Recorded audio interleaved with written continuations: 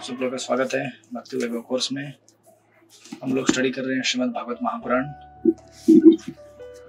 द्वितीय स्कंद और हम लोग चौथे अध्याय में हैं।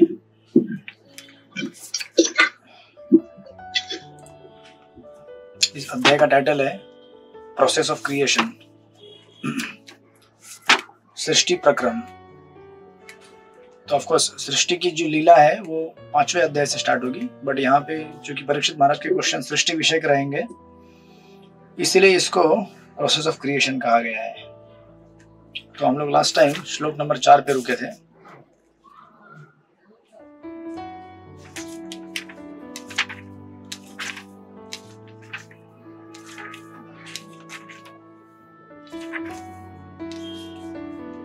हे महर्षियों, महात्मा महाराज परीक्षित ने भगवान कृष्ण के विचार में निरंतर लीन रहते हुए अपनी आसन्न मृत्यु को भलीभांति जानते हुए सारे सकाम कर्म अर्थात धर्म के कार्य, आर्थिक विकास तथा इंद्रिय तृप्ति त्याग दिए और कृष्ण के लिए सहज प्रेम में अपने को दृढ़ता से स्थिर कर लिया। तब उन्होंने इन सारे प्रश्नों को उसी तरह पूछा जिस तरह आप सब मुझसे पूछ रहे हैं। तो सुत गोस्वामी शौनकादि ऋषियों को इस प्रकार बतलाते हैं कि जो प्रश्न आप कर रहे हैं वही प्रश्न सुखदेव गोस्वामी को परीक्षित महाराज ने भी किए थे। Recording in progress. राइट, और हमने तत्पर देखा था। उसके तत्पश्चात फिर 5वें श्लोक से परीक्षित महाराज सुखदेव गोस्वामी को फिर पूछना चालू करते हैं। मैंने आपको आई थिंक ब्रेकअप दिया चैप्टर का। श्लोक नंबर 1 से 4 हमने एकदम स्टार्टिंग में देखा था। सूत गोस्वामी किस प्रकार वर्णन करते हैं कि भागवतम को रिसीव करने का भाव क्या होना चाहिए। राइट, श्लोक नंबर 1 से 4 हमने देखा था। उसके तत्पश्चात श्लोक नंबर अभी 5वें से लेकर 10 तक परीक्षित महाराज के प्रश्न आएंगे। फिर श्लोक नंबर 11 से लेकर 25 सुखदेव गोस्वामी की प्रार्थनाएं आएंगी। तो आज हम केवल 5 श्लोक लेंगे क्योंकि बाकी भक्त भी नहीं है। तो 5 श्लोकों को पूरा करके परीक्षित महाराज के प्रश्न जब पूरे हो जाएंगे तो अगले क्लास से हम लोग फिर सुखदेव गोस्वामी की प्रार्थनाओं को देंगे और तत्पश्चात 5वें अध्याय से परीक्षित महाराज के प्रश्नों का उत्तर देना सुखदेव गोस्वामी प्रारंभ करेंगे। श्लोक नंबर 5 पढ़िए। अनुकंप शक्ति माता जी पढ़िए श्लोक नंबर 5।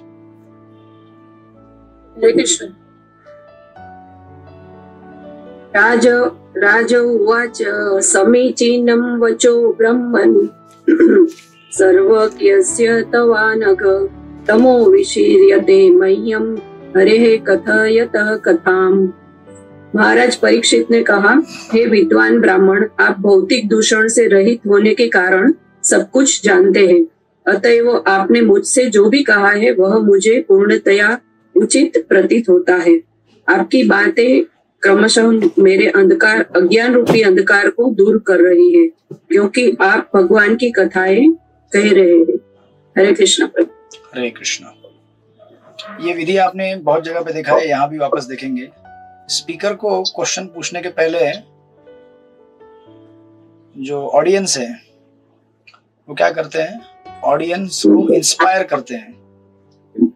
ऑडियंस को इंस्पायर करके कहते हैं कि आप किस तरह से आपके प्रवचन इफेक्टिव हैं और उससे मुझे फायदा हो रहा है।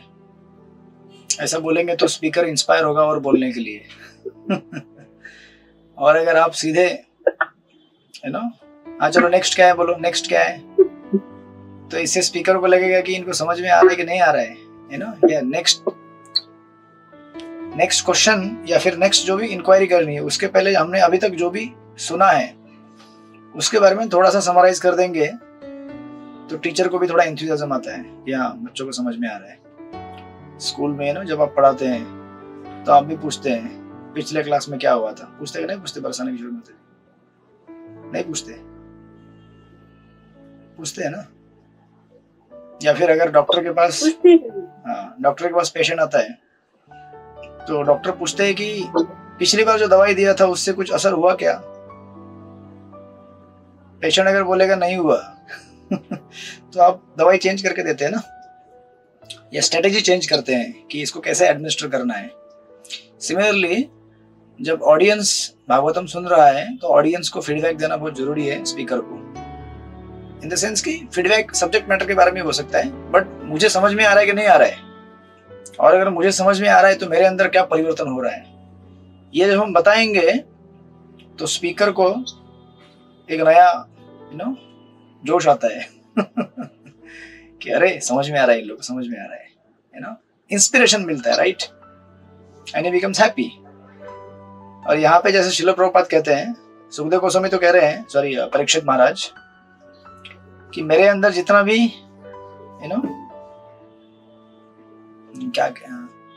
मेरे अंदर जो भी अज्ञान है, राइट, आपकी बातें क्रमशः मेरे अज्ञान रूपी अंधकार को दूर कर रही है, राइट। और क्यों कर रही है? क्योंकि आप भगवान की कथा कर रहे हैं, आप यहाँ वहां की चीजें नहीं बोल रहे आलतू फालतू, राइट, आप भगवान की कथा कर रहे हैं। और ये कथा करने के लिए आपका क्वालिफिकेशन क्या है? आप सबसे पहले विद्वान हैं, आप ब्राह्मण हैं, राइट, विद्वान ब्राह्मण हैं, और आप भौतिक दूषण से पूरी तरह से मुक्त हो चुके हैं। So in one sense this is a qualification of the speaker, right. तो अभी हम लोग पूरी तरह से हम लोग इसलिए डिस्कस कर रहे हैं प्रभुपाद से। हमें हमेशा याद रखना चाहिए कि यहाँ पे हम स्पीकर वक्ता और श्रोता दोनों ही एक्चुअली श्रोता है। फॉर द नेम से कुछ समय के लिए मैं वक्ता बन जाता हूँ, आप श्रोता बनते हैं, बट हम दोनों श्रोता हैं। हम दोनों मिलके श्रील प्रभुपाद और अपने गुरु महाराज से, और फिर सुखदेव गोस्वामी, परीक्षित महाराज और जो भी परंपरा में आचार्य, उनसे सुन रहे हैं, राइट। तो क्या है, कुछ रोल प्ले करना पड़ता है ना, इसलिए मैं यहाँ बैठा हूँ। अदरवाइज ऐसा नहीं कि आप लोग भागवतम नहीं पढ़ सकते, आप लोग भी पढ़ सकते हैं, आप लोग भी समझा सकते हैं, तो कुछ रोल प्ले करने के लिए बैठे हुए हैं। So in that sense we both are seeking, right. और यहाँ पे ये स्पीकर के क्वालिफिकेशन है। प्रभुपाद परपोर्ट में लिखते ही है, यहाँ पर परीक्षित महाराज के व्यवहारिक अनुभव का उद्घाटन हुआ है, जिससे पता चलता है कि भगवान की दिव्य कथाएं जब भौतिकता से रहित व्यक्ति से एक निष्ठावान भक्त को प्राप्त होती है तो वे इंजेक्शन के समान प्रभाव दिखलाती है।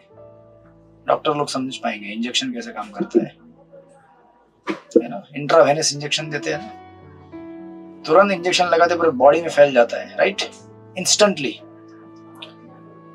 दूसरे शब्दों में जब पेशेवर लोगों से श्रीमद् भागवत की कथाएं कर्मकांडी श्रोता द्वारा सुनी जाती है तो वे ऊपर कहे गए चमत्कारिक ढंग से कार्य नहीं करती। इसलिए देखिए यहाँ पे तीन चीजें हैं।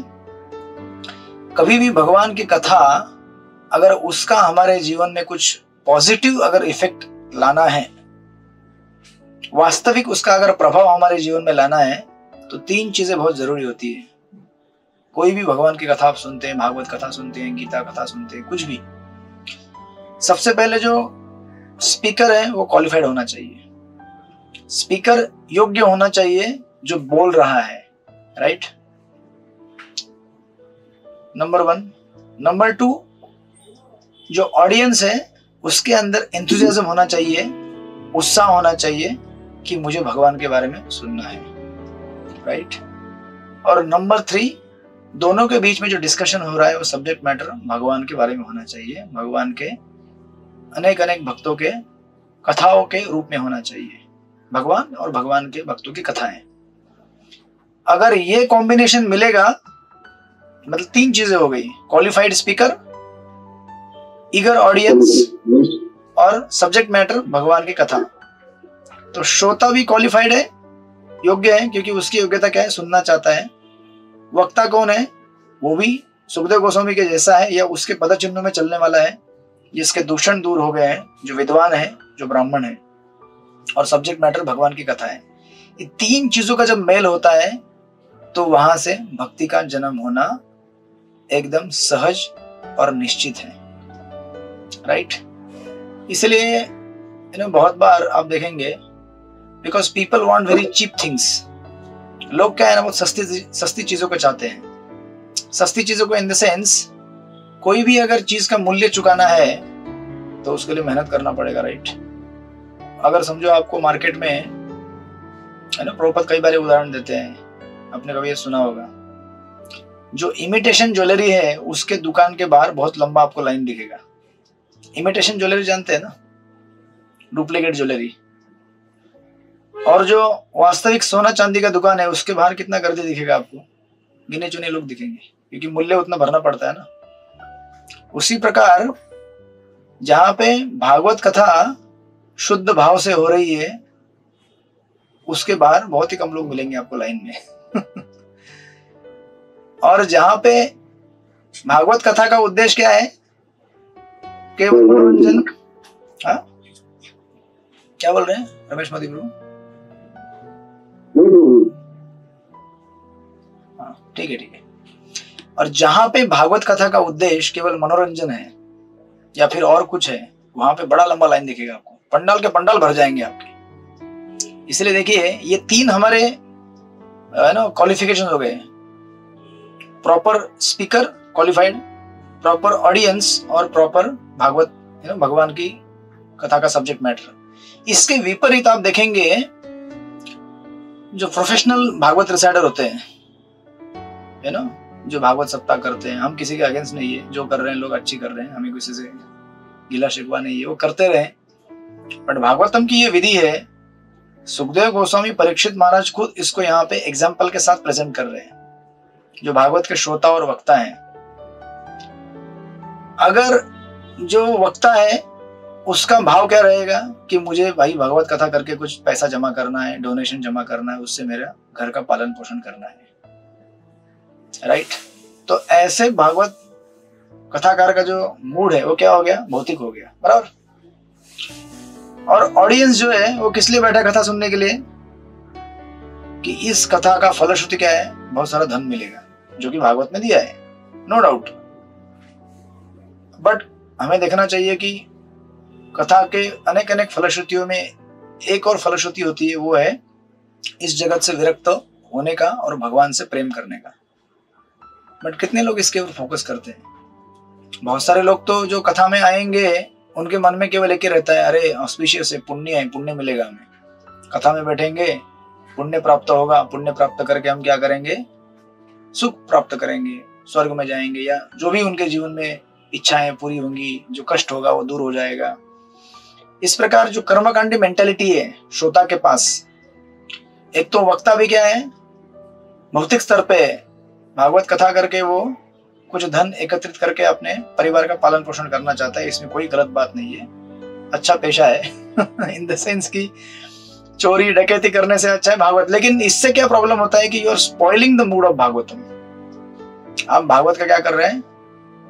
उसका जो भाव है उसको खराब कर रहे हैं। इसलिए प्रभुपाद के परपोर्ट्स स्टार्ट से लेकर एंड तक भगवत गीता और बहुत सारी पुस्तकों को और भागवतम के बिगिनिंग से लेकर एंड तक प्रभुपाद इनको बहुत स्मैश करते रहते हैं बार बार, कि भागवत को भौतिक लाभ के लिए मत पढ़ो, भागवत को भौतिक लाभ के लिए मत सुनो।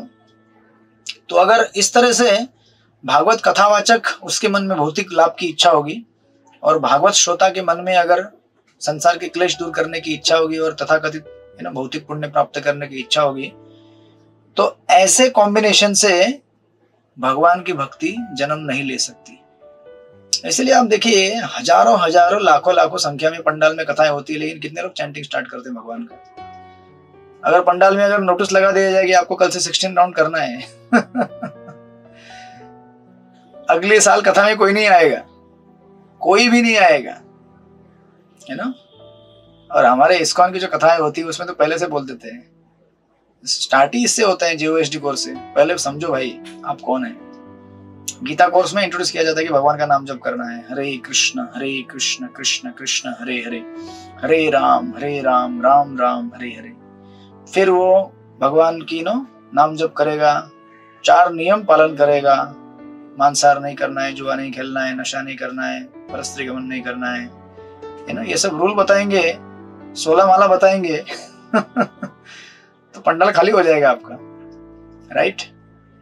प्रभुपाद इसलिए हमेशा कहते थे कि जहां पे आपको क्वालिटी चाहिए वहां मेहनत करना पड़ेगा। बिना मेहनत के क्वालिटी नहीं मिल सकता आपको। You have to work hard. भगवत धाम जाना है तो मेहनत करना पड़ेगा भाई। भौतिक जगत में रहना है तो फिर चलेगा, कैसे भी रह लो, लेकिन भगवान के धाम को टारगेट किया है हमने, बड़ा संघर्ष करना पड़ेगा, मेहनत करना पड़ेगा, राइट। इसलिए यहाँ पे प्रभुपाद आगे कहेंगे भी उस चीज को, कह रहे हैं दूसरे शब्दों में जब पेशेवर लोगों से श्रीमद् भागवत की कथाएं कर्मकांडी श्रोता द्वारा सुनी जाती है तो वे ऊपर कहे गए चमत्कारिक ढंग से कार्य नहीं करती। तो फिर मेरे हृदय का कचरा साफ नहीं होगा। इसके अपोजिट कभी कभी कचरा और बढ़ेगा, है ना। तो लोग क्या है, लोगों को डायरेक्ट भागवत के दशम स्कंद के रास पंचाध्याय की लीलाएं सुनने का इच्छा होता है। हम भगवान का इंटीमेट लीला सुनेंगे, कृष्ण और राधा रानी कैसे घूमते हैं वृंदावन में। तो ऐसा अगर करेंगे इसमें कोई प्रॉब्लम नहीं है। कोई बोलेगा इसमें क्या, भगवान की कथा सुन रहे हैं ना। लेकिन यहाँ पे भगवान की कथा सुनाने वाले सुखदेव गोस्वामी और परीक्षित महाराज दोनों यहाँ पे एक आदर्श उदाहरण प्रस्तुत कर रहे हैं कि कैसे भगवान की कथा सुननी चाहिए, राइट। इसलिए प्रभुपाद आगे लिखते हैं, भगवान की कथाओं का भक्तिमय श्रवण सामान्य वार्ताओं के सुनने जैसा नहीं है। अतएव निष्ठावान श्रोता द्वारा, यानी कि श्रोता जो है ना, उसको कथा किस उद्देश्य सुननी चाहिए कि मुझे भगवान का भक्त बनना है, मुझे भगवान की भक्ति करनी है, मुझे भगवान के बारे में जानना है, सुनना है, मैं भगवान से प्रेम करना चाहता हूं। इस भाव से जब श्रोता कथा सुनने के लिए बैठेंगे और जो कथावाचक है उसके जीवन में केवल भगवान है और कोई नहीं है, निष्किंचन होना चाहिए उसको, राइट। ऐसे तो ऐसा नहीं है कि केवल ब्रह्मचारी या सन्यासी निष्किंचन हो सकते हैं, गृहस्थ भी निष्किंचन हो सकते हैं। और बहुत सारे गृहस्थों के उदाहरण है जो भागवत की कथाएं करते हैं, शुद्ध है ना, भगवान की कथाएं करते हैं। निष्किंचन होना केवल राउंड ऑर्डर का प्रॉपर्टी नहीं है, निष्किंचन कोई भी हो सकता है।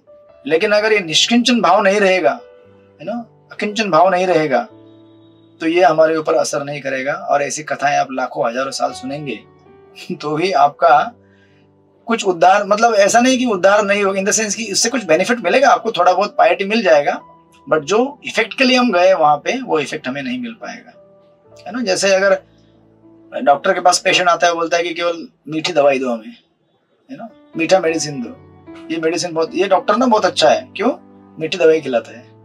अरे पगले, तुझे मीठी दवाई से मतलब है कि तेरी बीमारी दूर होने से मतलब है। और भगवान का नाम बहुत कड़वा है, किसको, बद्ध जीवों को। इसीलिए अगर पंडाल में 16 माला करने का नियम डाल दिया जाए, जो 16 राउंडर है वही यात्रा पे आएंगे, तो तुरंत कट ऑफ हो जाता है। आपके कार्तिक यात्रा में है ना रूल, ओनली 16 राउंडर अलाउड। क्यों, नहीं तो उठपटांग हरकतें करेगा यात्रा में आकर तो कौन उसको संभालेगा है ना। जिसको अभी पान गुटखा खाने का आदत है ना, तीर्थ यात्रा में जाएगा तो उसको तीर्थ यात्रा एक साइट सीइंग के जैसे देखने का आदत है। तीर्थ यात्रा में आएगा तो चिल्लाएगा, 5-5 घंटा लेक्चर होगा तो बोलेगा ये क्या हो रहा है यहाँ पे, 5 आवर्स लेक्चर। और लेक्चर भी कैसा है, शुद्धिकरण करने के लिए हृदय का। वहां बैठ के ये नहीं तो कृष्ण आ गए और कृष्ण यहाँ चल दिए और राधा रानी आए और राधा रानी भाग रही है, कृष्ण भाग रहे, ये सब सुनने के लिए बहुत गंभीर क्वालिफिकेशन लगता है। हृदय में अगर शुद्धिकरण नहीं हुआ है तो भगवान की इंटीमेट लीलाएं सुनने से हमारे हृदय के अंदर काम बढ़ेगा, है ना। भौतिक भोग और जबरदस्त बढ़ जाएगा। इसलिए कई बार प्रभुपाद वार्न करते हैं, लास्ट स्टार्ट से लेकर अंत तक प्रभुपाद हैमर करते हैं बार बार। आप प्रभुपाद के परपोर्ट में 2 चीज हमेशा देखेंगे, एक तो मायावादी लोगों को छोड़ते नहीं बिल्कुल भी जहां मायावादी मिले Prabhupada start, left right centre. और जहां पे सहजीय मेंटेलिटी आती है, सहजीय मतलब क्या, भगवान की लीलाओं को एकदम सहज से लेने का। अरे कृष्ण तो मेरे यार है यार, गोपियां नाचती, मैं भी कृष्ण के साथ नाच सकता हूँ। यहाँ पे कितना कड़क रूल बनाया देखे आप चौपाटी में महाराज ने। पहले भगवान का ऑल्टर जो था, है ना, लोग डायरेक्ट भगवान के चरणों को छूते थे। जो भी पुजारी है अंदर, अगर समझो एक पुजारी है गोपीनाथ जी का, तो वो सारे डिटीज के चरण छू सकता था। उनके चरणों की तुलसी भी निकाल के सबको बांटी भी जाती थी। फिर बीच में महाराज बोले कि आज के बाद कोई भी चरण छुएगा नहीं भगवान के। जो पुजारी है, समझो अगर आज गोपीनाथ का पुजारी है, वो सिर्फ वही उस डीटी के चरण छू सकता है, बाकी किसी के छू नहीं सकता है दूर से ऐसा करने का। महाराज बोले मैंने इतने सालों में छुआ नहीं है। नहीं तो क्या होता है, अगर हम अपने आप को फिर बहुत मतलब मैं ऐसा सोचता था मैं भी क्योंकि ऑल्टर के अंदर स्पेशली महाक्लेनिंग के टाइम में तो भगवान के एकदम पास में जाके साफ सफाई करने को मिलता है, डायरेक्ट भगवान के चरणों के नीचे। तो मैं कई बार भगवान के चरण भी पकड़ता था, लेकिन जब महाराज ने इंस्ट्रक्शन दिया कि नहीं, और इसके पीछे कारण है, नहीं तो क्या होता है कि हम भगवान को बहुत सहज से लेते हैं। अरे ये तो एकदम चीपली अवेलेबल है, एकदम आसानी से मिल जाते हैं। वो चीप मेंटेलिटी नहीं आनी चाहिए हमारे अंदर। राइट। प्रभुपाद महाराज ने बोला कि दूर से प्रणाम करने का, इवन टू द एक्सटेंट कि अगर कोई कंठी माला ऑफरिंग के लिए आती है, माला ऑफरिंग के लिए आती है, पहले भगवान के चरणों को छुआ जाता था। महाराज बोले भगवान के सैंडल है ना, उसको टच करके देने का। तो ये होते हैं आचार्य, अपने आचरणों से सिखाते हैं कि कैसे भगवान के समीप जाना है, कैसे भगवान के पास जाना है। नहीं तो क्या होगा, कल हम बोलेंगे यार कृष्ण तो मुझे बहुत एक्सेसिबल है, कृष्ण से मैं बहुत कनेक्टेड हूँ, मुझे भक्तों की क्या जरूरत है, कुछ भी मन में भाव आ सकता है। इसलिए कुछ भक्त ऐसे होते हैं बोलते डायरेक्ट हमें कृष्ण से कनेक्ट करो, भक्तों की जरूरत नहीं है। अरे ऐसे कैसे यार, वृंदावन में राधा रानी, उसके नीचे कितने पार्षद है, उसके नीचे कितने पार्षद है, कितने सेवक हैं, थोड़ी डायरेक्ट ऐसे आपको ऊपर कनेक्ट करने देंगे। और कनेक्ट कर भी पाओगे क्या आप, हाई वोल्टेज करंट लगेगा, झटका लगेगा, गिर जाओगे। सो दैट्स व्हाई यहाँ पे इसलिए प्रभुपाद लिख रहे हैं, अतएव निष्ठावान श्रोता द्वारा इसका प्रभाव तभी अनुभव किया जाएगा जब अज्ञान क्रमशः लुप्त होगा। ऐसे कथावाचकों से सुनने से जो एकदम क्वालिफाइड है, विरक्त है, जिनके जीवन में भगवान कृष्ण के अलावा और कोई भी नहीं है, ऐसे निस्सिम भक्तों से कथा सुननी चाहिए। प्रभुपाद इसलिए कोट करते हैं, यस्य देवे परा भक्तिर यथा देवो तथा गुरो तस्यैते कथिता ही अर्थ प्रकाशन्ते महात्मना। ये शतौषधर उपनिषद का कोटेशन है। प्रभुपाद लिखते हैं, जब भूखे व्यक्ति को भोजन दिया जाता है तो उसकी भूख तुष्ट हो जाती है और साथ ही उसे भोजन करने का आनंद प्राप्त होता है। इस तरह उसे यह पूछने की आवश्यकता नहीं रह जाती कि वास्तव में उसे भोजन मिला है या नहीं। राइट, पेट भर गया तो आपको पूछने की जरूरत नहीं है, वो अपने आप संतुष्ट होकर निकल जाएगा। श्रीमद् भागवत के सुनने की परीक्षा यह है कि मनुष्य को इससे निश्चयात्मक प्रकाश प्राप्त हुआ या नहीं। इसलिए प्रभुपाद कई बार अपने गीता के प्रपट में भी लिखते हैं, a test of spiritualist is how much he is freed from material attachments. एक भक्त की परीक्षा क्या है, उसने भक्ति वैभव कोर्स ठीक ठीक से पढ़ा है कि नहीं पढ़ा है, भक्ति शास्त्र ठीक ठीक से पढ़ा है कि नहीं पढ़ा है, भागवत कथा में गया ठीक है, कथा सुन के आया ठीक ठीक से कथा सुनी कि नहीं सुनी। उसके जीवन से उसके भौतिक आसक्तियां खत्म होनी चाहिए। ऐसा नहीं कि 100% तुरंत खत्म हो जाएगी, but he is on that way. ऐसा नहीं कि कथा सुन के आया अभी, अरे यार 7 दिन कथा सुन लिया, अभी थोड़ा सर भारी हो गया है, मैं क्या करता हूँ, थोड़ा कुल्लू मनाली जाके आता हूँ, थोड़ा टीवी देख लेता हूँ, या थोड़ा है ना होटल में गया नहीं बहुत दिन से यार, ये सब भागवत कथा के टाइम में व्रत रखा था 7 दिन का।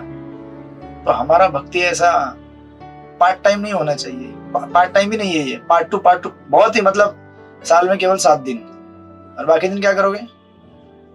7 दिन जो कमाया ना उसका भोग करूंगा। अभी पुण्य कमाने गए थे ना, 7 दिन पेमेंट ले लिया, उस पेमेंट से अभी साल भर एंजॉय करूंगा। ये मेंटेलिटी जो होती है ना, दैट्स वेरी डेंजरस मेंटेलिटी। इससे व्यक्ति भौतिक जगत से मुक्त नहीं हो सकता। इसलिए भागवत की कथा है, इसलिए प्रभुपाद के purports they are very important हमें सुनने के लिए, समझने के लिए हमेशा, प्रभुपाद की पुस्तकें नहीं पढ़े तो हमारा पतन निश्चित है। प्रभुपाद के अगर लेक्चर्स और अपने गुरु महाराज के जो प्रवचन है ना, इसलिए गोपाल कृष्ण महाराज का मैं कोटेशन पढ़ रहा था अभी, वो ग्रुप में भी आई थिंक डाला, किसी ने नहीं डाला। सिंपल कोटेशन होते हैं but they are always very powerful. महाराज ने, देखिए आध्यात्मिक लोगों के यही तो हमें समझ में नहीं आता ना, लोग क्या कहते हैं, कुछ ऐसा सुनाओ ना हमको जिससे सुन के ना थोड़ा एकदम ऐसा एकदम ये लगे। अरे आध्यात्मिक शिक्षा मतलब क्या है? आप यहाँ पे अपने को चेंज करने के लिए आए हो या कुछ मेंटल इंटेलेक्चुअल एंटरटेनमेंट करने के लिए आए हो? आप सुनेंगे महाराज के कई कोटेशंस, या फिर या गोपाल कृष्ण महाराज के भी 2-3 कोटेशन में पढ़ रहा था। बोले सिंपल, भक्तों को क्या करना चाहिए? हमेशा जप करना चाहिए। आप बोलेंगे तो रोज सुना हुआ है। भक्तों को हमेशा भगवत गीता पढ़नी चाहिए, भक्तों को हमेशा सदैव भगवान का स्मरण करना चाहिए। राइट, इस तरह से करेंगे तो ही हमारे जीवन में हम कृष्ण को याद रख पाएंगे। कनेक्शन देखिए क्या है, जब हम इस तरह से निरंतर जप करेंगे, भागवत गीता पढ़ेंगे और कथाएं सुनेंगे, तो हम भगवान को याद कर पाएंगे। 1 दिन नहीं, 2 दिन नहीं, निरंतर हमें पढ़ना पड़ेगा, सुनना पड़ेगा। अदरवाइज कैसे याद कर पाएंगे हम भगवान को? 7 दिन, 8 दिन, 1 महीना आपने कथाएं कर ली भागवत की, तो आप साल भर भगवान को याद कर पाएंगे? नहीं ना। दैट्स व्हाई प्रभुपाद की पुस्तकें, प्रभुपाद के परपोर्ट्स और उनके द्वारा दिए गए, उनके डिसाइपल्स के द्वारा दिए गए बहुत इंपॉर्टेंट है। भले हम कितने भी उस्ताद क्यों ना हो जाए जीवन में, भले हम किसी भी बैकग्राउंड से आए हो, अगर हमें गोलोक धाम प्राप्त करना है तो यही मार्ग है, अदरवाइज दूसरा कोई मार्ग नहीं है। Right, so like that. इस तरह से जब कथा सुनेंगे तो हमारे हृदय का शुद्धिकरण होगा। प्रविष्ट कर्ण रंधेन स्वाना भाव सरोरम धनोति शमलम कृष्ण सलिलस्य यथा सर्दी श्लोक आगे आएगा आपको। इस तरह से जो कथा है वो भगवान की कानों में आप जाएगी हमारे, और कानों से हमारे हृदय को साफ करेगी एकदम अच्छी तरह से। एंड देन फिर आगे सुखदेव गोस्वामी कहते हैं, सॉरी परीक्षित महाराज कहते हैं, श्लोक नंबर 6 पढ़िए। रमेश मोदी प्रभु श्लोक नंबर 6 पढ़िए। हरे कृष्ण। भगवान आत्मा माया यथा इदम सूजते विश्वम ध्रुवी भाव्यम अधीश्वरे। मैं आपसे ये जानना चाहता हूँ कि भगवान किस प्रकार अपनी निजी शक्तियों से इस रूप में इन दृश्य ब्रह्मांडों की सृष्टि करते हैं जो बड़े बड़े देवताओं के लिए भी अचिंत्य है। हरे कृष्ण। हरे कृष्ण। देखिए वापस पुनः उसको कैसे कंटिन्यू करें परीक्षित महाराज। परीक्षित महाराज जो थीम है वो कंटिन्यू होते जा रहे हैं, डिस्ट्रैक्ट में हुए वहां से जो प्रश्न उन्होंने स्टार्ट किया था। एक्चुअली क्या है कि यहाँ इस परपोर्ट में, यहाँ और कहाँ पे लिखा है, आगे वाले परपोर्ट में लिखा हुआ है, कहाँ गया, श्लोक नंबर 9। ठीक है बाद में हमको आएगा, बट जस्ट उसको क्योंकि आगे मैंने पढ़ा इसलिए मुझे याद आया। अब हुआ क्या था कि परीक्षित महाराज के पास केवल 7 दिन थे ना, 7 दिन थे तो उनको तो, और सुखदेव गोस्वामी ने पहले कहा था तस्मात् भारत सर्वात्मा भगवान ईश्वर हरि, राइट। श्रोतव्य स्मर्तव्य कीर्तितव्य, सुनो स्मरण करो, सॉरी सुनो कीर्तन करो और फिर उसके बाद स्मरण कर सकते हो आप, राइट। बाहर के लोग क्या करना चाहते हैं, डायरेक्ट स्मरण करना चाहते हैं ना कीर्तन करना चाहते हैं ना श्रवण करना चाहते हैं। डायरेक्ट स्मरण कैसे होगा भाई मेरे। अभी अगर स्कूल में हम जाते हो और हम बोलोगे मैं डायरेक्ट एग्जाम में बैठ के स्मरण करूंगा, क्वेश्चन पेपर का आंसर लिख दूंगा, डायरेक्ट स्मरण होगा क्या तुमको? पहले सुनना पड़ेगा ना टीचर से, टीचर से सुन के फिर घर में आके उसको कीर्तन करना पड़ेगा। सेम विधि है बाहर भी संसार में, पहले सुनो फिर घर में आके कीर्तन करो। आपने स्कूल में किया होगा ना, स्कूल कॉलेज में पढ़ाई किया होगा, स्पेशली स्कूल के टाइम में, है ना, कितना रट्टा मारते थे, बार बार पढ़ते थे, बार बार, है ना, एक पैराग्राफ को 10 बार 15 बार पढ़ते थे। फिर बाद में, मैं भी ऐसा बचपन में था, फिर बाद में कुछ समय के बाद मुझे समझ में आया कि ऐसे काम नहीं चलेगा इसका अर्थ समझना पड़ेगा। फिर उसका मीनिंग समझ में आया तो अगर फिट कर लिया तो उसको किसी तरह से भी पैराफ्रेज करके हम लिख सकते हैं, धीरे धीरे समझ में आता है क्या करें, मैं तो डब्बू था एकदम, आप लोग ऐसे नहीं रहेंगे बट धीरे धीरे समझने लगा कि नहीं ऐसी विधि नहीं है। बट बिगिनिंग कहाँ से होता है, श्रवण से। श्रवण करने के बाद फिर कीर्तन होगा, राइट। अब परीक्षित महाराज के पास केवल 7 दिन थे। सुखदेव गोस्वामी ने कहा था कि भगवान के बारे में श्रवण कीर्तन करो, वो डायरेक्ट बोल सकते थे ये सब दुनिया भर की बातें सुननी है मेरे को, सृष्टि कैसे पैदा हुई या फिर सृष्टि क्या है, या फिर भौतिक जगत क्या है, डायरेक्ट सुनाओ ना भगवान की वृंदावन की लीला है। नहीं, सुखदेव गोस्वामी परीक्षित महाराज संवाद में हम देखेंगे परीक्षित महाराज ऐसे क्रम से जा रहे हैं। इसलिए इसी परपोर्ट के आप देखेंगे लास्ट की लाइन देखिए, लास्ट का पैराग्राफ देखिए, लंबा तात्पर्य है। लास्ट के पैराग्राफ में प्रभुपाद लिखते हैं, महाराज परीक्षित ने, पेज नंबर 188 है मेरे पास, महाराज परीक्षित ने अपने गुरु सुखदेव गोस्वामी से भगवान कृष्ण के वृंदावन लीलाओं का वर्णन करने के लिए नहीं कहा। परीक्षित महाराज ने बोले अरे कृष्ण की इंटीमेट लीला सुनाओ, कृष्ण ने कैसे गोवर्धन उठाया, कृष्ण ने कैसे रासलीला रची, कृष्ण ने कैसे मक्खन चुराया, कृष्ण ने कैसे यशोदा मैया के हाथ बंध गए, मुझे यूं सुनना है सब, राइट। सुखदेव गोस्वामी ना उसको सुनाने के लिए पहले उत्सुक हैं और ना ही परीक्षित महाराज ऐसे प्रश्न पूछने के लिए उत्सुक हैं, दोनों क्रमबद्ध जाना चाहते हैं। सुखदेव गोस्वामी का प्रेजेंटेशन बहुत ही साइंटिफिक, बहुत ही क्रमबद्ध है। पहली कक्षा के विद्यार्थी को पहली कक्षा का ही सिलेबस सुनाएंगे, उसको 10th क्लास का सिलेबस नहीं सुनाएंगे। बाहर उल्टा होता है, बाहर के कथाकार क्या करते हैं, डायरेक्ट PhD लेवल का टॉपिक बच्चों को सुना देते हैं। कैसे बच्चा बेचारा पास होगा, इनडाइजेशन हो जाता है ना, रबड़ी खाएगा ज्यादा, पचेगा क्या? आपके मील में अगर केवल रबड़ी होगा नहीं जमेगा ना। रबड़ी थोड़ा सा होना चाहिए, ज्यादा दाल चावल सब्जी रोटी, जो कि आप अभी थोड़े समय के बाद ग्रहण करेंगे या ऑलरेडी ग्रहण कर चुके होंगे कुछ लोग। तो प्रसादम का प्लेट जो रहता है, it has a all variety and major portion रहता है कार्बोहाइड्रेट्स का, राइट? कार्बोहाइड्रेट्स, बराबर ना चित्रलेखा सखी माता जी? थोड़ी डायरेक्ट अपन मिठाई खाते हैं पूरा भर भर के, इतना मिठाई नहीं ना। और एक्चुअली कई जगह पे ये भी बताया गया है, प्रभुपाद की पुस्तकें भी ऐसी रहती है। जो प्रभुपाद की पुस्तकें हैं उनको दाल चावल के जैसा लेना चाहिए, आचार्य की पुस्तकें थोड़ा स्वीट के जैसा लेना चाहिए, थोड़ा सा। और जो संप्रदाय मतलब दूसरे संप्रदाय की जो पुस्तकें हैं उनको थोड़ा सा ऐसा मतलब क्या बोलते हैं, कभी कभार कोई ऐसा एक्स्ट्रा स्वीट खा लेते हैं ना आप लोग, ऐसा कुछ एसोटेरिक स्वीट। और इसके अलावा ऐसे कुछ किताबें हम रेफर करते हैं जिससे हम क्या कर सके कि कुछ इंफॉर्मेशन जमा कर सके। जैसे उस दिन में पढ़ाई कर रहा था तो मैं निकाल रहा था स्टैटिस्टिक्स, कितने लोग हैं जिन्होंने सुसाइड किया है जो बिलियनियर थे। एक लंबा लिस्ट आ गया जो बिलियनियर थे जिन्होंने सुसाइड किया है। तो ये चटनी जैसा होना चाहिए थोड़ा सा कभी कभी, मतलब बाहर की किताबें just to support our statistics या फिर जो हम पढ़ा रहे हैं। इस तरह से जो भी हम लेते हैं उसका एक विभाजन होता है कितना मात्रा में लेने का, लेकिन बाहर तो उल्टा ही होता है, राइट? लेकिन यहाँ पे प्रभुपाद कह रहे हैं वे सर्वप्रथम भगवान से सृष्टि के विषय में सुनना चाह रहे थे, नहीं सुखदेव गोस्वामी ने यह कहा कि राजा को सीधी भगवान की दिव्य लीलाएं सुननी चाहिए। क्योंकि समय कम था अतः सुखदेव गोस्वामी चाहते थे तो सब बातों को छोड़कर सीधे दशम स्कंद में पहुंच जाते, जैसा कि पेशेवर वाचक सामान्य रूप से करते हैं। लेकिन न तो राजा न ही श्रीमद् भागवत के महान वक्ता ने भागवत के प्रबंधकों की भांति उछल कूद की। है ना, उछल कूद, राइट?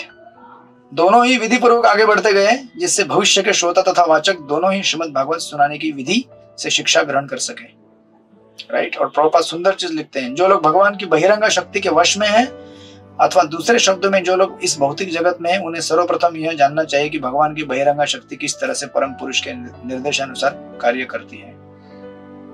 यानी कि वो चैतन्य चंद्र का सुंदर कोटेशन है। चैतन्य चंद्र कहते हैं, before we come out of maya we need to know that we are in maya. माया से बाहर निकलने के पहले हमें यह जानना चाहिए कि ये माया है, तभी तो माया से बाहर निकल पाएंगे ना।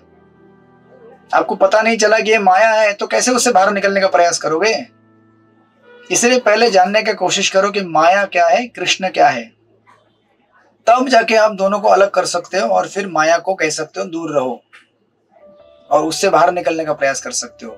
और इसीलिए सुखदेव गोस्वामी को परीक्षित महाराज यहाँ पे ये ऐसे प्रश्न पूछ रहे हैं जिससे उन्हें पता चले कि माया क्या होती है, संसार क्या होता है, ये कैसे हमें कंट्रोल करके रखा हुआ है और इसका कंट्रोलर कौन है, ये एक चीज है।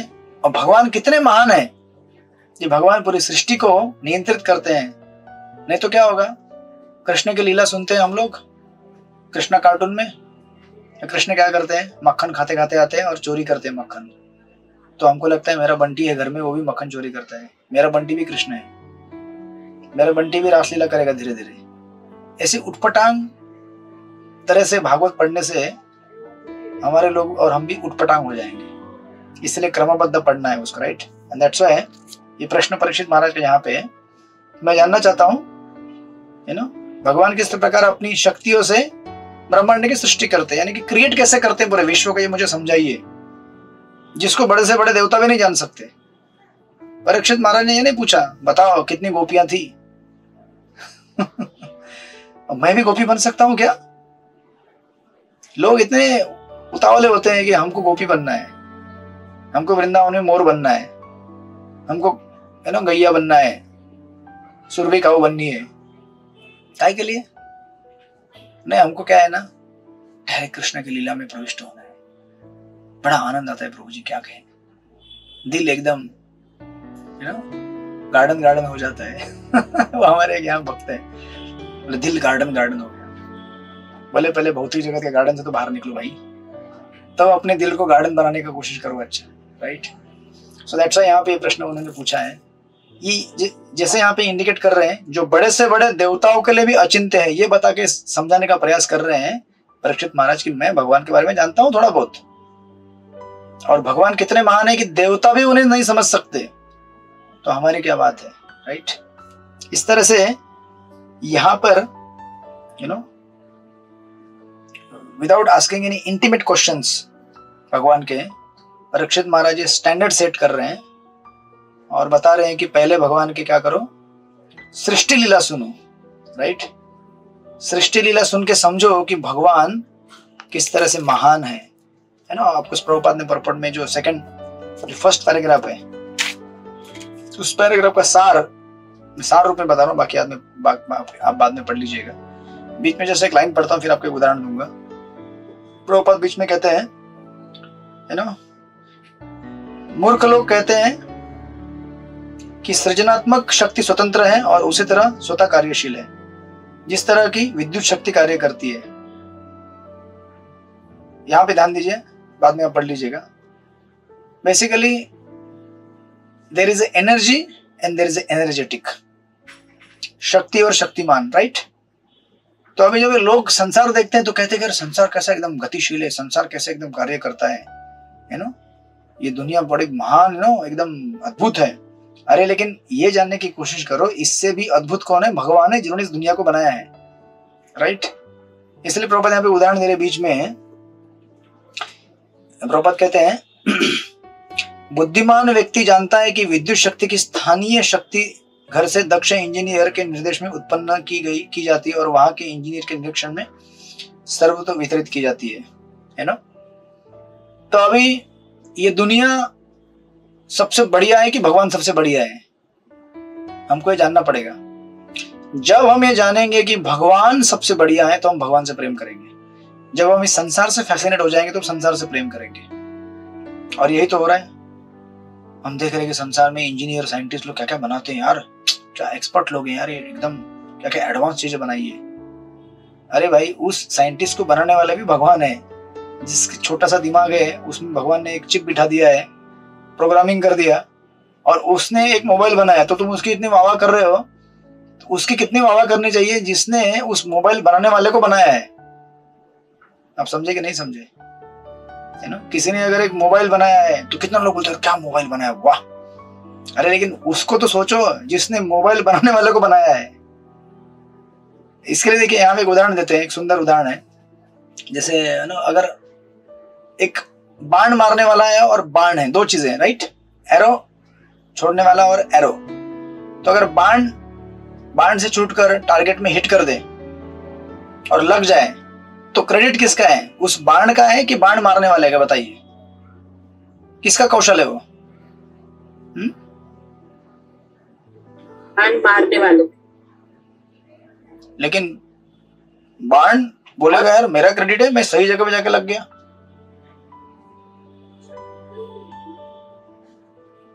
यही तो हो रहा है संसार में, यही तो हो रहा है ना। लोग बोल रहे प्रकृति क्या कार्य करती है यार, प्रकृति क्या जबरदस्त है, कैसे वर्षा होती है, कैसे अग्नि पैदा होती है, कैसे क्या होता है। लोग मोहित हो जाते हैं संसार को देखकर। लेकिन लोग ये नहीं देखते कि अगर बाण मारने वाले ने अगर बाण सही जगह पे नहीं मारा, गलती से आपके ऊपर लगा दिया तो आपका उधर हरिबोल हो जाएगा। निशाना अगर चूक गया और आपके ऊपर आ गया तो आप बोलेंगे अरे बाण मारने वाला बेवकूफ है, उसको मालूम नहीं कहाँ बाण चलाना चाहिए। तो क्रेडिट बाण मारने वाले का है ना। अगर उसको अच्छा कौशल नहीं है तो बाण अगर ऐसा उल्टा पुल्टा या ज्यादा ना खींचे तो यहीं गिर जाएगा नीचे जमीन पे, दूर भी नहीं जाएगा, इधर ही गिर जाएगा। टारगेट तो भूल ही जाओ। इस तरह से भगवान अपने धाम में बैठे हुए हैं, अपने धाम से केवल इच्छा करते हैं और ये सृष्टि पूरी कार्यान्वित हो जाती है। तो कौन महान है? भगवान महान है कि प्रकृति महान है? यही तो समझने के लिए हमें प्रभुपाद इतने लंबे लंबे परपोर्ट्स लिखते हैं। ये देखो जितनी भी देवता है उनको भी समझ में नहीं आता सृष्टि कैसे काम करती है, राइट। और ऐसे जब हम भगवान को जानेंगे तब भगवान की लीलाओं के प्रति हमें एप्रिसिएशन होगा कि भगवान जब वृंदावन में लीला करते हैं कितने महान है भगवान, है ना। ऐसे महान भगवान को राधा रानी अपने वश में कर लेती है, यशोदा माई अपने वश में कर लेती है। जब ये हम जानेंगे तब हमारा एप्रिसिएशन बढ़ेगा। ऐसा नहीं डायरेक्ट कृष्ण तो कितने राधा रानी के कंट्रोल में आ जाते हैं। कैसे आते हैं? आपको मालूम है कौन है राधा रानी और कौन कृष्ण है? एप्रिसिएशन कैसे बढ़ेगा आपका? फिर वही मेंटालिटी हमारे मन में आ जाती है और संसार में हम क्या करते हैं? फिर भौतिक जगत में फिर वही भाव लेकर हम आते हैं, कृष्ण की लीला देखते हैं, एसोटेरिक, राधा और कृष्ण कैसे है ना प्रणय विनय कर रहे हैं। फिर इस जगत में आने के बाद हमारे भी कोई रहेगा राधा नाम की स्त्री, कृष्ण नाम का कोई रहेगा, हमारे बीच में वही भाव घूमता रहेगा। सो दैट्स व्हाई ये बहुत इंपॉर्टेंट है, ये पूरा सेक्शन आप पढ़ लीजिएगा बाद में, but that's the essence, right. And that's how Prabhupada आगे 187 पेज में लिखते हैं, एक शोधार्थी प्रत्येक वस्तु के कारण तथा कार्य को ढूंढता है, किंतु जब ब्रह्मा, शिव, चंद्र तथा अन्य देवताओं जैसे बड़े बड़े शोधार्थी कभी कभी भगवान की आश्चर्यजनक सृजनात्मक शक्ति को देखकर भ्रमित हो जाते हैं, तो उन्हें शूद्र संसारी शोधार्थियों के बारे में क्या कहा जाए, जो शूद्र वस्तुओं में लगे रहते हैं। जिस तरह ब्रह्मांड में विभिन्न ग्रहों के रहन सहन में अंतर है, जिस तरह एक ग्रह से दूसरे श्रेष्ठ हैं, उसी तरह उन ग्रहों के निवासियों के मस्तिष्क भी विभिन्न कोटियों के हैं, जैसा कि भगवद गीता में कहा गया है। देन ऑफ कोर्स प्रभुपाद इस तरह से उसको एलैबोरेट करते हैं, राइट, लाइक दैट। और फिर लास्ट का पैराग्राफ जो मैंने पहले पढ़ लिया, प्रभुपाद इस तरह से लास्ट के पैराग्राफ में हाईलाइट करते हैं कि हमको भागवत की कथा कैसे सुननी चाहिए, क्रम क्रम से सुननी चाहिए। और एक्चुअली क्रम क्रम से सुनने में बड़ा आनंद आता है। आपको आनंद आता है कि नहीं आता है? मुझे तो आनंद आता है। कुछ लोग रहते हैं उतावले हो जाते हैं, वो गीता का कोर्स ले रहा था एक जगह पे, अभी चालू है, नहीं हमको गीता पढ़नी है वर्ष बाय वर्ष। मैं बोला रुको यार, पहले JOST कोर्स पढ़ो। JOST कोर्स में मैंने 1 महीना लगा दिया, क्योंकि ये लोग तो मंदिर में सत्संग करने के लिए आने वाले हैं नहीं, रेगुलर कथा सुनने के लिए, तो इनको वही JOST कोर्स में सुनाना पड़ेगा पूरा डिटेल। फिर भगवत गीता आई है अभी, तो उनको लग रहा है कि अभी भगवत गीता का पहला श्लोक चालू हो जाएगा अगले लेक्चर में, लेकिन पहले तो प्रभुपाद का इतना लंबा इंट्रोडक्शन है जिसके लिए मैं कम से कम 3-4 लेक्चर लेता हूँ। फिर वो बोलेंगे अरे प्रभु जी कब आएगा, कब गीता आएगा, कब हमारा एंट्री होगा, है ना? अरे होगा, शांति रखो। उठपटांग हरकतें करके एंट्री करोगे तो आउट भी जल्दी हो जाओगे, क्रमबद्ध जाओगे, जिंदगी भर रिलीज करोगे भागवतम को, राइट। प्रभुपाद यहाँ पे इलैबोरेट करते हैं। प्रभुपाद लिखते हैं, संसारी लोग अधिकांशतया कृष्ण की बहिरंग शक्ति दुर्गा देवी के उपासक होते हैं, लेकिन वे यह नहीं जानते कि दुर्गा देवी भगवान की शक्ति की छाया मात्र है। उनके भौतिक कार्यकलापों के आश्चर्यकारक प्रदर्शन के पीछे भगवान का निर्देश कार्य करता है, राइट। इसलिए प्रभुपाद आगे लिखते हैं, अतएव नवसिखिए भक्त को चाहिए कि भगवान की अंतरंग शक्ति द्वारा प्रस्तुत की जाने वाली दिव्य लीलाओं में छलांग न लगाकर उनकी सृजनात्मक शक्ति के विविध विधि के विषय में जिज्ञासा करते हुए जाने की परमेश्वर कितने महान है। एंड दैट्स व्हाई चैतन्य चरित्रामृत में सृजनात्मक शक्ति के वर्णन की और उसमें भगवान के हाथ होने की व्याख्या की गई है, राइट। और चैतन्य चरित्रामृत के रचयिता नवदीक्षित भक्तों को आगाह करते हैं कि वे कृष्ण की महानता विषय इस ज्ञान की उपेक्षा करके गड्ढे में न गिरे। कृष्ण की महानता को जान लेने के बाद ही कोई उन पर अविचल विश्वास कर सकता है, अन्यथा लोगों के महान नेता भी सामान्य लोगों की तरह भगवान कृष्ण को अनेक देवताओं में से एक या कोई ऐतिहासिक व्यक्ति या कोरी कपोल कल्पना मानने की भूल करेंगे। भगवान की वृंदावन या द्वारका की दिव्य लीलाएं उन्हीं व्यक्तियों द्वारा आस्वाद्य हैं जिन्होंने पहले से अपने को उच्च आध्यात्मिक बारीकियों से अवगत कर लिया है। सामान्य व्यक्ति ऐसे स्तर को सेवा तथा जिज्ञासा की क्रमिक विधि से प्राप्त करते हैं, जैसा कि हम महाराज परीक्षित के आचरण से देखेंगे। तो एटलीस्ट हम लोग तो क्वालिफाइड नहीं है, एटलीस्ट मैं तो कभी फील नहीं करता कि मैं क्वालिफाइड हूँ। और मैंने भी खुद अनुभव किया है ऐसा कि हम अगर भगवान की इंटीमेट लीलाएं बेवजह सुनने जाएंगे बिना शुद्धिकरण के, तो वो लीलाओं में हम अपने आप को हीरो बनाएंगे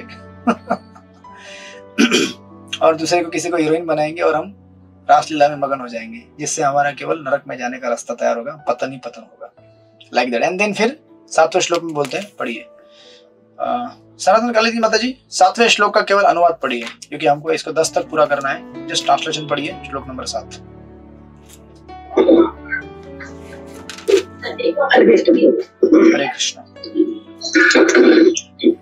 हरे कृष्ण प्रभु जी, पढ़िए। कृपया बताएं कि सर्वशक्तिमान परमेश्वर किस तरह अपनी विभिन्न शक्तियों तथा विभिन्न अंशों को इस व्यवहार जगत के पालन करने में लगाते हैं और फिर एक खिलाड़ी की तरह इसे समेट लेते हैं। हरे कृष्ण। तो सुखदेव गोस्वामी परीक्षित महाराज पूछ रहे हैं कि कैसे भगवान अपने शक्ति से उसको प्रकट करते हैं और कैसे उसको पुनः वाइंड अप भी कर लेते हैं, मतलब विस्तार करते हैं और पुनः उसको एक सिंपल खिलाड़ी की तरह, मतलब एकदम एक्सपर्ट खिलाड़ी की तरह उसको समेट भी लेते हैं। जैसे आपने देखा है ना मकड़ी का जाला देखा है ना आपने, कैसे बना देती है मकड़ी जाला एकदम फटाफट फटाफट फटाफट। लेकिन मकड़ी अपने जाले में कभी खुद नहीं फंसती है, राइट। वो दूसरों को फंसाने के लिए बनाती है, और जब उसको वाइंड अप करना है तुरंत वाइंड अप भी कर लेती है, राइट। वो आगे आएगा उदाहरण। देखिए कितना तत्व ज्ञान चालू हुआ है यहाँ पे, और आगे इतना जबरदस्त तत्व ज्ञान चालू होगा। लेकिन प्रभुपाद के परपोर्ट्स भी इतने रोमांचक हैं, पढ़ेंगे तो बड़ा आनंद आएगा। इसलिए एक्चुअली कई जगह पे आप देखेंगे श्रीमद् भागवतम पूरा तत्व ज्ञान से भरा हुआ है। यहाँ तक कि आप जब रासलीला में परपोर्ट्स पढ़ने जाएंगे ना, गोपियों का जो भगवान का जो कृष्ण का जो लव लेटर था ना गोपियों के लिए, वृंदावन में भगवान ने लिखा था, उद्धव को भेजा था, उसमें भी तत्व ज्ञान है कि कैसे भगवान क्या है, सृष्टि के पालन करता है, संहारक है, नियंत्रक है। इवन टू द एक्सटेंट जो भ्रमर गीत सबसे कॉन्फिडेंशियल माना जाता है, राधा रानी द्वारा गाया गया, उसमें भी कितना फिलोसॉफी लिखा हुआ है। कृष्ण कैसे महान है, कृष्ण कैसे नियंत्रक है, कृष्ण के कैसे कितने कितने अवतार होके गए, सब मालूम है गोपियों को। क्योंकि गोपियां इस तरह से पढ़ाई कर कर कर कर गोपियां बनी है। कई जन्मों में उन्होंने तपस्या की है, कई ऋषि थे पहले, कई क्या क्या थी। ऐसे नहीं गोपी बना कोई सहजीय भाव में जाकर के अरे कृष्ण और राधा मुरली बजाओ, डांस करो, फिर तो आप पिक्चर में घुस गए यार, एंटरटेनमेंट हो गया आपका, मूवी में घुस गए आप। ऐसा नहीं, right. And like that Prabhupada फिर यहाँ पे कहते हैं प्रभुपाद यहाँ पे कह रहे हैं, कृपया करके बताएं कि शक्तिमान परमेश्वर किस तरह अपनी विभिन्न शक्तियों तथा विस्तारों को इस घटनाओं से भरे जगत का पालन करते हैं। प्रभुपाद अगर परपट में जाएंगे, परपट का एक ही सारांश है, शॉर्ट में बताऊंगा उसको आपको। प्रभुपाद ने पहला एक लाइन लिखा हुआ है, कठोपनिषद में भगवान को अन्य सभी नित्य व्यक्तिगत जीवों में प्रधान नित्य व्यक्ति के रूप में तथा एक में परमेश्वर के रूप में वर्णित किया गया है, जो अन्य असंख्य जीवों का पालन करते हैं। एको बहुनाम यो विदधाति कामान, राइट। नाउ अगर आप इस चीज को लेके जाएंगे थोड़ा आगे,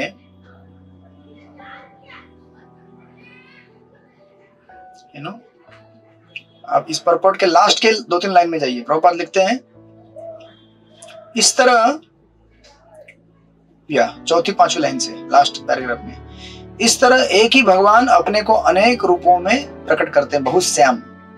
इस तरह उनमें सारी विविधताएं हैं और समस्त विविधताओं में वे रहते हैं। यद्यपि इतने पर भी वे इन सबसे पृथक रहते हैं। क्या टेक्निकल है, eight the same time simple है। सिंपल लाइन क्या है देखिए, भगवान और जीव दोनों क्या है, विभिन्न है, अलग अलग है, लेकिन एक भी है। इन द सेंस कि सारे जीव कहां से आते हैं, भगवान से प्रकट होते हैं, राइट। लेकिन जीव भगवान नहीं है, ना ही भगवान जीव है। भगवान भगवान है, जीवात्मा जीवात्मा है। जैसे पुत्र पिता से आता है ना, बच्चा आप जन्म देते हैं ना, तो बच्चा और आप दोनों सेम है कि नहीं, क्योंकि आपके शरीर का भाग है ना, वो एक्सटेंड आपके शरीर से एक्सटेंड होकर निकलता है ना। मैं गलत बोल रहा हूँ कि सही बोल रहा हूँ, मेडिकल वाले लोग यहाँ पे हैं। जब आप बालक को जन्म देते हैं एक माता पिता, तो वो बच्चा अपने माता पिता का पार्ट एंड पार्सल रहता है कि नहीं, उनका ही अंश होता है ना, क्योंकि उसी के शरीर से एक्सटेंड होकर निकला वो। माँ के शरीर में जब गर्भ पलता है, माँ ही अपने शरीर से एक उसको शरीर देती है ना, तो वो माँ से एक तरह से अभिन्न भिन्न है ना, मतलब एक हो गया। लेकिन एट द सेम टाइम बच्चा अपनी जगह पे रहता है, माँ अपनी जगह पे रहती है। अभिन्न भी हो गए, right. One at the same time different, इसको कहते हैं अचिंत्य भेदाभेद। One at the same time different. इसी तरह भगवान से हम लोग आए हैं, लेकिन हम भगवान नहीं है और ना ही भगवान हम हैं। मतलब भगवान है ना, कोई जीव है, भगवान भगवान है, जीव जीव है। इसको समझने के लिए और एक उदाहरण लीजिए, सिंपल। टाइम हो गया लेकिन 4 मिनट में उसको कोशिश करते समझने का। एक है ना पॉटर, यानी कि मिट्टी के ना जो बनाता है ना मटके, आप लोग यूज करते हैं मटके, गर्मी में यूज करते हैं कि नहीं करते, कि फ्रिज का पानी पीते हैं आप लोग, नेचुरल मटके का। हाँ, बड़े हेल्थ कॉन्शियस है आप लोग, होना चाहिए। मिट्टी का स्वाद अपना स्वाद होता है, फ्रिज का स्वाद फ्रिज का होता है। तो अभी आगे उदाहरण लेंगे। मिट्टी जिस चीज से बनती है, सॉरी मटका किस चीज से बनता है, मिट्टी से, बराबर। ये चीजों को याद रखिए।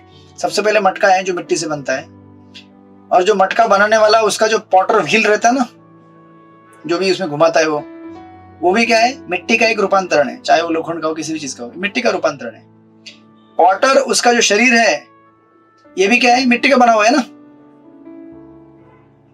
तो जो कुमार बोलते हैं उसको, कुमार का शरीर पंच महाभूतों से बना हुआ जो कि मिट्टी है।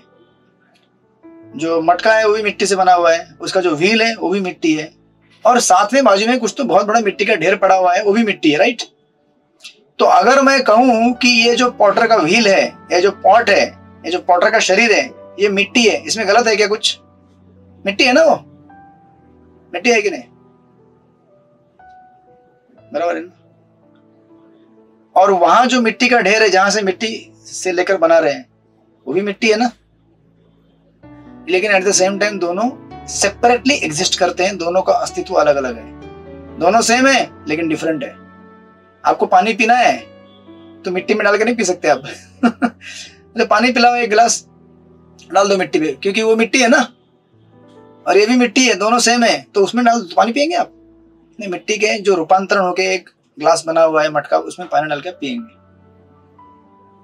तो देखो ये जो प्रिंसिपल है सेम है, eight the same time different है। भगवान और हम, या भगवान और भगवान की प्रकृति, खास करके यहाँ पे भगवान और भगवान की प्रकृति के बारे में कहा गया है। दोनों सेम इन द सेंस की प्रकृति सारी कहां से आती है? ये सारा जो विश्व है कहां से प्रकट हुआ है? भगवान के रोम रूप से निकलता है ना, ब्रह्मांड, बराबर ना। सारा ब्रह्मांड भगवान के रोम रूप से निकलता है, यानी कि जो एक बड़ा मिट्टी का गोला है, वही ब्रह्मांड जब उसका विलय हो जाता है तो भगवान के शरीर में जाके मिल जाता है। तो वो ब्रह्मांड और भगवान एक्चुअली इन द सेंस की सेम हो गए, क्योंकि भगवान से ही निकला हुआ भाग है, इसलिए सेम हो गए। लेकिन eight the same time same नहीं हुए, क्योंकि वो अलग एग्जिस्ट करता है और भगवान सेपरेटली अपनी जगह पे एग्जिस्ट करते हैं। इसको कहते हैं अचिंत्य भेदा भेद तत्व। ऐसा सुंदर फिलॉसफी आपको और कहीं नहीं सुनने को मिलेगा जो चैतन्य महाप्रभु ने दिया है। नहीं तो लोग भ्रमित होते हैं संसार को समझने के लिए। लोग कहते हैं अरे भगवान से निकला है मतलब वो भगवान है। अरे मूर्ख, भगवान से निकला है मतलब भगवान कैसे हो जाएगा? वो माता पिता से बच्चा निकलता है तो क्या वो माता पिता बन जाएगा? मतलब उसको स्टेटस माता पिता के जैसा मिलेगा? नहीं ना, बच्चा बच्चा है, पिता पिता है। पिता बच्चा नहीं बन सकता। बच्चा एक बार बाद में पिता बनेगा, बट उसके बच्चे होंगे तब। राइट? दोनों का अपना अपना अस्तित्व है, एट द सेम टाइम दोनों सेम है। दैट्स द फिलोसॉफी यहाँ पे समझाई गई है। आप लोग पढ़ लीजिएगा, नहीं समझा समझ गया ना मोस्टली। एंड देन 8वें श्लोक का अनुवाद पढ़िए फटाफट बरसाने की शुरू माता जी। हरे कृष्णा, दंडवत प्रणाम। हे विद्वान ब्राह्मण श्रेष्ठ, भगवंतांच्या दिव्य लीला अद्भुत आणि अचिंत्य आहेत, कारण मोठमोठ्या विद्वानांनी केलेल्या पराकाष्ठेचे प्रयत्नही त्या लीला जाणण्यासाठी अपुरेच पडलेले आहेत। हरे कृष्ण। यस, परीक्षित महाराज कहते हैं कि भगवान की लीला तो बड़े बड़े लोग भी नहीं समझ सकते भाई। राइट? 8वें श्लोक में कह रहे हैं। एंड देन 9वें श्लोक में फिर कहते, पढ़िए चित्रलेखा सखी माता जी 9वां श्लोक पढ़िए।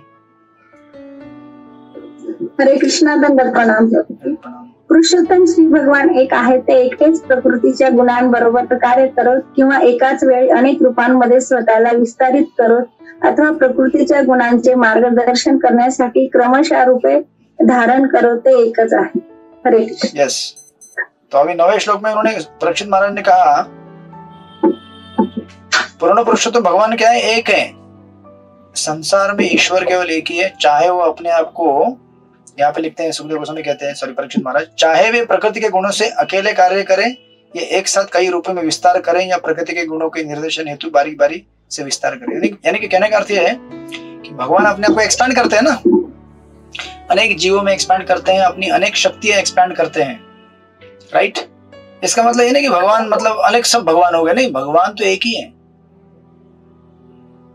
तो अभी यहाँ पे प्रॉब्लम ये होगा, सुखदेव गोस्वामी बोलेंगे अरे पिछले श्लोक में आपने कहा 9वें श्लोक में कि भगवान के दिव्य कार्यकलाप समझने के लिए बड़े बड़े पंडित लोग भी नहीं समझ सकते, तो आप मुझसे क्यों पूछ रहे हैं? मैं कैसे समझूंगा? आपने कहा कि बड़े बड़े लोग नहीं समझ सकते, तो मैं कैसे समझाऊंगा आपको? तो उसके प्रत्युत्तर में सुखदेव गोस्वामी सॉरी परीक्षित महाराज 10वें श्लोक में फाइनली कहते हैं, पढ़िए कन्हैया प्रेम माता जी, आप पढ़ेंगे श्लोक नंबर 10। हरे कृष्ण। हाँ पढ़िए। पांचाल पढ़ा।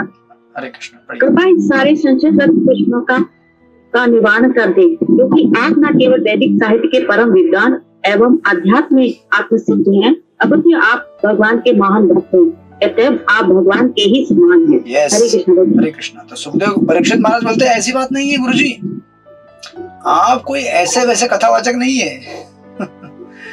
शुरुआत कहाँ से की थी, उसी पे एंड होगा। यहाँ पे शुरुआत की थी कि क्वालिफाइड वक्ता होना चाहिए, क्वालिफाइड श्रोता होना चाहिए, राइट। अभी परीक्षित महाराज ने अपने आप को तो सिद्ध कर दिया कि मैं क्वालिफाइड हूँ, इन द सेंस कि वो सिद्ध नहीं करना चाहते, बट उनके कथन से सिद्ध हो गया कि भगवान के पहले वो सृष्टि लीला के बारे में जानना चाहते हैं, उसके बाद फिर भगवान की दिव्य लीला के बारे में जानना चाहेंगे, अंतरंगा। तो उन्होंने कहा कि सुखदेव जी आप बड़े क्वालिफाइड है, आप ऐसा मत समझिए कि आप उत्तर नहीं दे सकते। आप सारे वेदों में पारंगत है, साहित्य में पारंगत है, इससे सबसे महत्वपूर्ण चीज आप भगवान के भक्त हैं। साधारण भक्त नहीं, भगवान के महान भक्त हैं। और इसीलिए आप क्या है, भगवान के समान है। इसका मतलब ये नहीं कि भगवान बन गए हो, नहीं। One and the same thing. भगवान की जैसी शक्ति है, लेकिन आप भगवान नहीं है। भगवान भगवान है, आप है, लेकिन आपके अंदर शक्ति है भगवान की जैसी। तो आप इन कथाओं को पक्का अच्छी तरह से बता सकते हैं और समझा सकते हैं। कृपया करके इन कथाओं को आप विस्तार से बताइए। फिर इसके एक दो पर्पस हम पॉइंट अगले क्लास में करेंगे। और फिर 11वें श्लोक से सुखदेव गोस्वामी परीक्षित महाराज प्रश्न करना चालू करेंगे, जिसका निरूपीकरण सुत गोस्वामी करते हैं श्लोक नंबर 11 से। ठीक है। हरे कृष्णा। श्रील प्रभुपाद की जय। श्रीमद् भागवत महापुराण की जय। किसी को कुछ प्रश्न रहेगा तो मुझे पर्सनली व्हाट्सएप कीजिए। वंचा कल्पतरुभ्यश्च कृपा सिन्धुभ्यो च पतितानां पावनेभ्यो अनंत कोटि वैष्णव वृंद की जय। तो हम लोग गुरुवार को मिलेंगे, ठीक है, थर्सडे। जिनका एग्जाम बाकी रहेगा वो लोग लिख के अपना एग्जाम सबमिट कर दीजिए सृष्टिपति गुरु के पास अपने अपने टाइम से, ठीक है। तो हम लोग बुधवार को बुधवार, ठीक है। अभी अपने 19 एग्जाम अगले संडे को, कमिंग संडे। आप लोग रेडी है तो मैं कल भी ले लूं। नहीं अगले से अगले संडे को लेंगे, ठीक है, अगले से 26। क्योंकि अभी क्या है, बहुत सारे कार्यक्रम भी होंगे अभी गोपाल कृष्ण महाराज के, तो उस कार्यक्रम में लोग व्यस्त हो जाएंगे। अपने ग्रुप में बहुत सारे लोग हैं ना महाराज के शिष्य हैं, तो उनको समय देना पड़ेगा उस तरफ। और तो उसमें व्यस्त होने की वजह से पढ़ाई नहीं कर पाएंगे लोग ज्यादा। आज भी बहुत सारे लोग नहीं है, तो हम लोग 24 में जा रहे हैं बाहर यात्रा में। तो आप यात्रा से दीजिए 24 से 29-30। हाँ, तो आप यात्रा में रहेंगे, वहां से दीजिए। आपके लिए हर प्रकार की छूट है, ठीक है। तो आप लोग प्रार्थना कीजिए। बड़े सक्सेसफुली महाराज ने इस जगत से प्रयाण कर लिया। हम सबके लिए बहुत सारा सेवा, एक जबरदस्त आदर्श उदाहरण प्रकट करके गए हैं। महाराज को कोटेशन में पढ़ रहा था, वो ये थे। महाराज बोले मैं इस्कॉन छोड़ के कभी बाहर गया नहीं, इस्कॉन में रह के प्रभुपाद के प्रति प्रामाणिक रह के सेवा की। तो हमको एग्जाम्पल फॉलो करना है, डेडिकेशन विदाउट एनी एक्सपेक्टेशन। और महाराज के आप देखेंगे डिटीज, गौर नहीं थे, डिटीज महाराज के पास है। कुछ लोग बोलेंगे अरे राधा कृष्णिटी होनी चाहिए, but this is the way we approach parampara, right. इतना सिंपलिसिटी, सिंपल जीवन और इतना डेडिकेशन लाइफ टाइम का। तो ऐसा सुंदर उनका बहुत सारे हैं पढ़ने के लिए, सुनने के लिए। तो अपने पास समय की इतनी कमी है, बट आप लोग पढ़ लीजिएगा। यहाँ पे महाराज के बहुत सारे शिष्य भी हैं, वो भी बताएंगे, और अगले क्लास में भी हम लोग सुनेंगे उनसे कुछ। तो इस तरह से बहुत सुंदर आदर्श। दुख भी है कि महाराज इस संसार से विदा हो गए, हमको छोड़कर भगवत धाम में या दूसरे कहीं जहाँ प्रभुपाद इस्कॉन चला रहे होंगे वहां पे चले गए सेवा करने के लिए। खुशी भी है, प्रभुपाद वहां गए महाराज। दुख है कि हमसे दूर हो गए, राइट। तो इस तरह से आप लोग चिंतन करते रहिए, और उस चिंतन से हम उनसे जुड़ेंगे, उनसे आशीर्वाद लेंगे।